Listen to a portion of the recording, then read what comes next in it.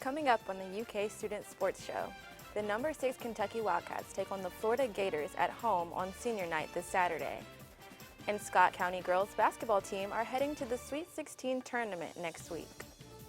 And the Lakers are facing some adversity in their quest to get into playoff consideration while LeBron James makes history.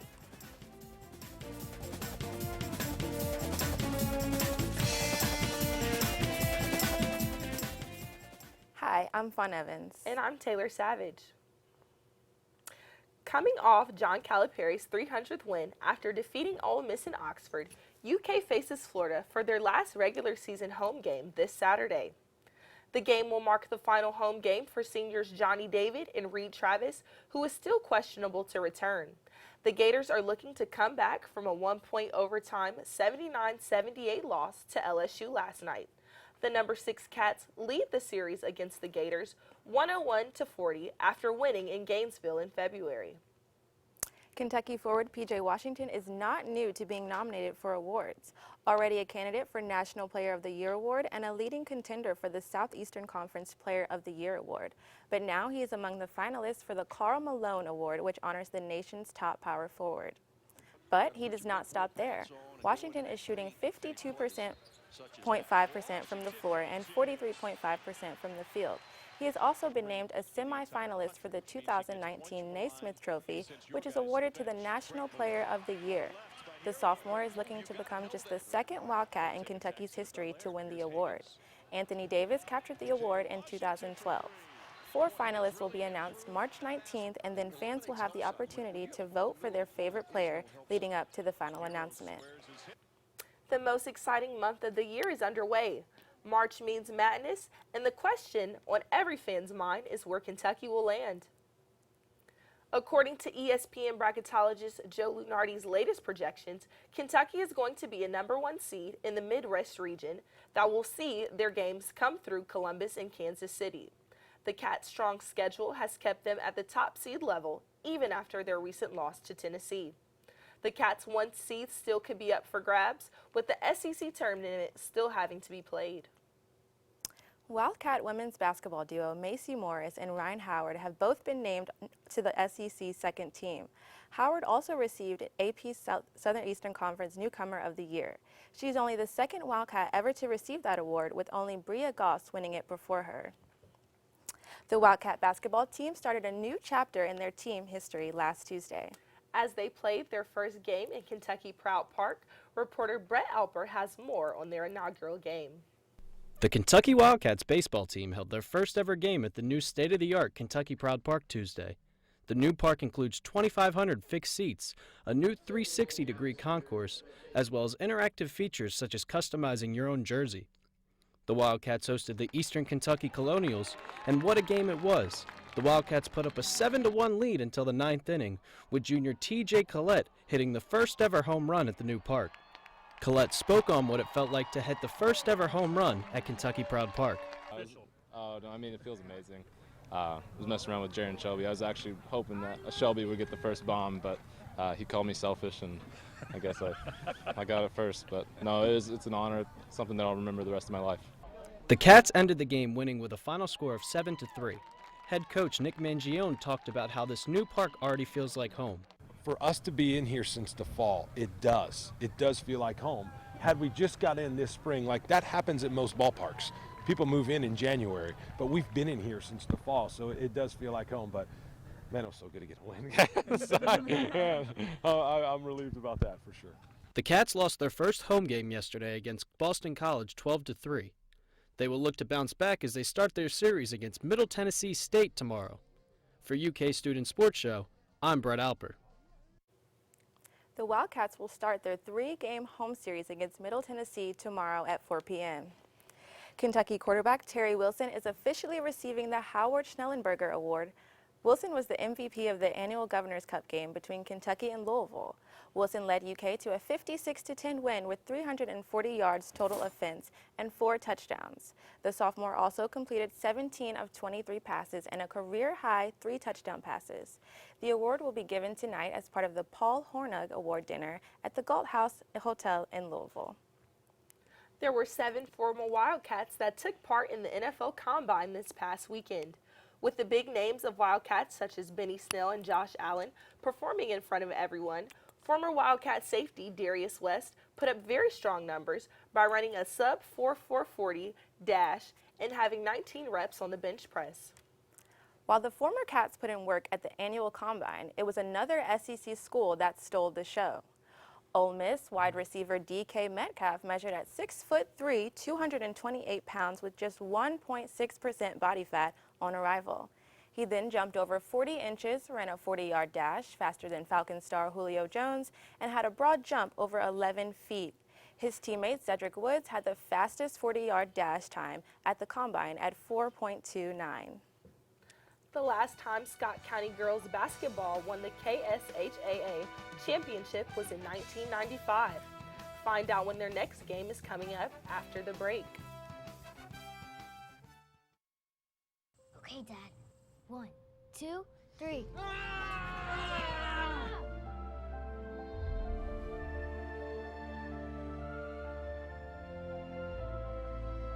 You saved me. Dad? Are you okay? I'm fine, dear. Your hero needs you now, and AARP is here to help. Find the care guides you need at aarp.org/caregiving. Because of you, I felt hopeless. I know it was a joke, but it still hurt me. Because of you, I felt wanted and not alone in this world. Because you said hi to me on the first day of school, I felt included and I knew that I was going to be okay.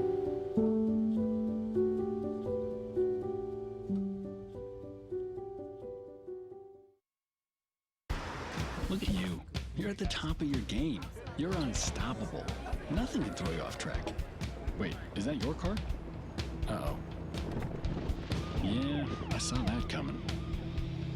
That will throw you off track. You're looking at around 10 grand in fines, legal fees, and increased insurance rates. Let's try this again. Smart move. Because buzz driving is drunk driving.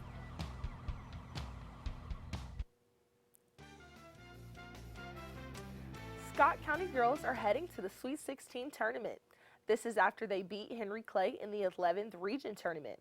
Reporter Molly Burns has more on Scott County's next steps towards the tournament. Scott County girls basketball took a huge lead during the 11th region final against Henry Clay on Tuesday night. Scott County pulled ahead in the first half with an 8-0 lead. Malia Owens was Scott County's leading scorer with 19 points. Henry Clay's leader was Kai Thompson with 15. The final score of the game was 82-42. Scott County coach Steve Helton compares their off time to a bowl game. We played in spurts. We still got some things we get to work on. It's got bowl season though, because now we're going to a bowl game, and so now we get another week of practice. So I'm excited about. We'll probably take tomorrow off, and we're gonna get back to work on Thursday morning, and get ready to see what happens next. The Scott County Cardinals will advance into the KSHAA Girls Sweet 16 tournament. I'm Molly Burns for UK Sports Network. Scott County is the only school in the KSHAA Sweet 16 tournament that is sending both boys and girls teams to the tournament. The boys started their tournament today, and the girls will start Wednesday, March 13th. Scott County girls are taking on Knott County in the first round. On Tuesday, Kentucky basketball signee Dante Allen was named Mr. Basketball, the most prestigious award for high school basketball athletes in Kentucky. A senior night at Pendleton County, Allen had a strong junior season, but his senior year season was cut short due to a season-ending knee injury. In the 13 games he did play this year, Allen averaged almost 43 points and more than 14 rebounds per game. He was looked at as the best high school basketball player in the state. A four-star player, Allen says he plans on playing with the Wildcats next year, even though his senior year season didn't go as planned. The Scott County boys basketball team is playing Covington Catholic, and they went 15 and 56 with 30 seconds left. Coming up after the break, we'll hear about some fitness concerns on the University of Kentucky campus. And we'll hear about the importance of club sports on campus after the break. Queen is just my everything. His smile did it. His smile, his eyes, his knowledge.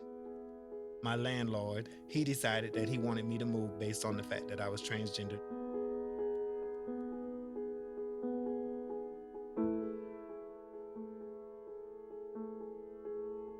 Let's just respect people in everyday life for just being human.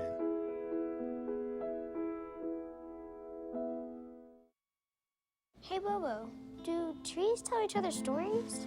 I'm sorry, I'm afraid I don't know that. Hey, why don't we go find out? Listen.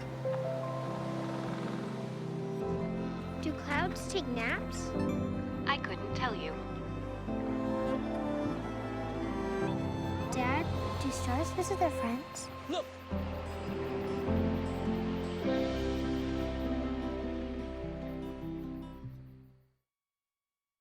Sometimes the things we do or say can make others feel hurt, excluded, or isolated.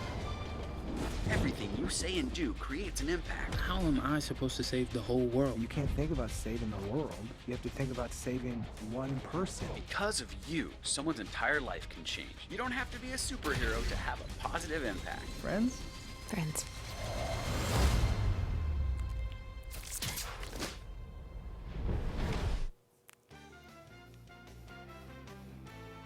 The club sports program at the University of Kentucky gives students and staff opportunities to have an in-depth sports experience. Club teams teach members new skills, how to work cohesively players, and possibly compete with other clubs. It also provides a great opportunity to meet new people and become more involved with campus life at the university. Taylor Savage spoke with one of the women's club basketball players on what joining the team has meant to her. High school sports were a fun time, but that is usually where it ends. Playing on the college and professional level is not the reality for most, but the love one has for a sport does not simply go away. Ashley Brindle, a freshman at the University of Kentucky, spoke with me about her experience playing on the club basketball team and the relationships she has built with her newfound sisters. So we have a very minimal amount of practices, but we all definitely come in the gym at our own time. But we usually have 2 practices a week, and sometimes we practice with the boys club basketball team. And we usually have travel tournaments every Saturday and Sunday, whether it's an overnight tournament or just Saturday. And we play like 3 to 4 games per day per tournament. We're definitely like best friends. We hang out all the time. I text all the people on the team whenever I have something going on that I need to talk about. We hang out. We're very close to tournaments. Every other weekend, Ashley and her team go out there and give it their all. But this past weekend, Ashley says they had to put up more of a fight than usual. That we had 2 weeks ago, we had a very rough Saturday, no encouragement, very negative energy, and then something just flipped on Sunday and we started working as a team. We started encouraging each other and we realized like how to work as a team, and I think that's made our game so much better for me. The club team is always open to accepting new members as long as you are committed and ready to work. I'm Taylor Savage, UK Student Sports. For more information on the women's club basketball team and other club sports, you can visit www.bbnloved.com/register. What do you do when your #1 workout option isn't available? Chase Campbell has more on the fitness concerns on campus.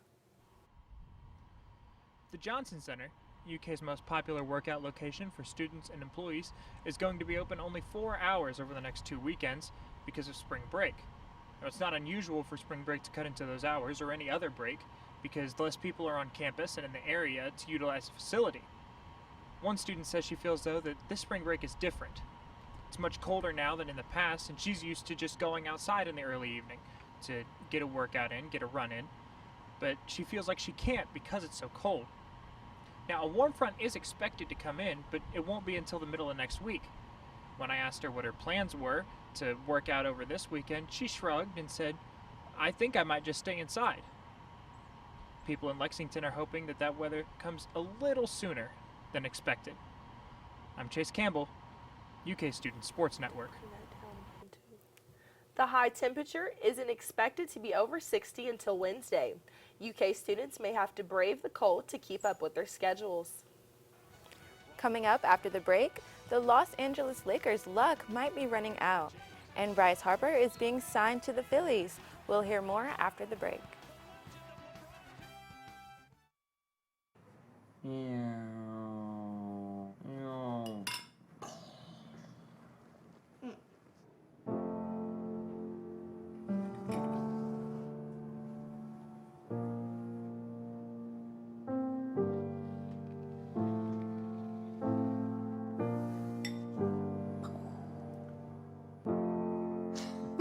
Visit aarp.org/caregiving for information on how to provide even better care for the person who wants to care of you. Hey, look, it's those guys. Are you good to drive? I'm fine. How many did you have? I should be fine. You should be. Go and step out of the vehicle for me. See ya, buddy. Good luck. So turns out, buzz driving and drunk driving, they're the same thing, and it costs around $10,000. So not worth it. Well, Thomas, you've got pre-diabetes. But with more exercise and a change in diet, it can be reversed. I've tried exercising. It just makes me hungry for bacon. I love bacon, too. And who really likes to exercise? Not me. Me neither. Nobody. So we're good? What? Oh, you still have pre-diabetes. Big time. 150 over 90. 180 over 111. 160 over 110. I had a stroke. This is what high blood pressure looks like. You might not feel its symptoms, but the results from a stroke are far from invisible or silent. If you've come off your treatment plan, get back on it, or talk with your doctor to create an exercise, diet, and medication plan that works for you. Go to loweryourhbp.org. If I would have followed a treatment plan, I would not be in this situation.